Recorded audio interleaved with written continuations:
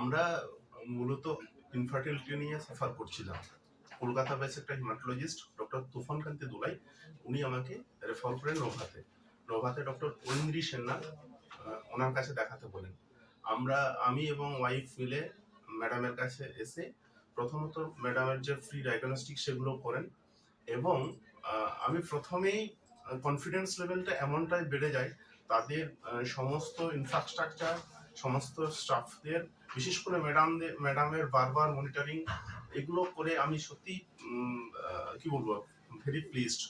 এবং সাথে সাথে আমরা যে একটা ভয় ছিল যে ইনফার্টিলিটি পেনফুল, হাইলি কস্ট, এটা মোটেই নয়, কিন্তু এটা সাধ্যের মধ্যে এবং যে কেউ এটা করতে পারবে। ঐন্দ্রি ম্যাম সত্যি কথা বলতে অত বড় মাপের ডাক্তার, এমন ভাবে মিশে যান উনি সমস্ত পেশেন্টের সঙ্গে, একদম ভেরি ক্লোজড।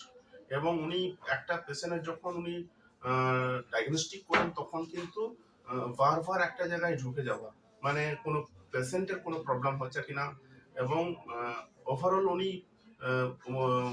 ওভার মোবাইলেও উনি কিন্তু রিভিউ নেন, বা পেশেন্টের কেমন আছেন বা রিপোর্ট, এগুলো মোবাইলেও সম্ভব। উনি এটা স্পেশালি করে থাকেন যাদের দূরের পেশেন্টের জন্য। তো আমরা বীরভূম থেকে এসেছি, আমার কোনোদিনই এখানে হেল্পলেস বা ইনসিকিউর ফিল করিনি। I am very fortunate. Thank you Nova.